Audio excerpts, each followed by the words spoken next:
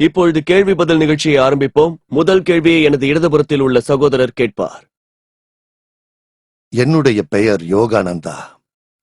எனக்கு இப்படி ஒரு வாய்ப்பை ஏற்படுத்தி கொடுத்த எல்லாம் வல்ல அல்லாவிற்கு நன்றி தெரிவிக்கிறேன்.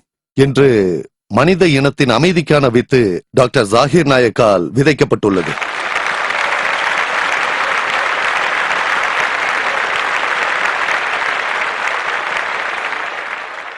இந்து முஸ்லிம் ஒற்றுமைக்காக மனித இனத்தின் அமைதியை பற்றி பேசினார். அதற்கு முதலில் என் நன்றியை தெரிவித்துக் கொள்கிறேன். மிகப்பெரிய முயற்சி எடுத்து வேதங்களையும் புராணங்களையும் ஆய்வு செய்துள்ளார். உண்மையிலேயே இது மிகப்பெரிய முயற்சிதான். இந்து மதத்தில் மற்றொரு பகுதியும் உள்ளது. அதாவது இவர் வேதாந்தத்தை பற்றி நம்மிடம் கூறினார். சித்தாந்தம் என்று மற்றொரு பகுதியும் உள்ளது. அதிலும் நீங்கள் கவனம் செலுத்தினால் இன்னும் நிறைய ஆதாரங்கள் கொடுக்கலாம். அது எதிர்காலத்தில் மனித இனத்தின் அமைதிக்கு உதவியாக இருக்கும். வாய்ப்புக்கு நன்றி. அல்லாவிற்கு நன்றி.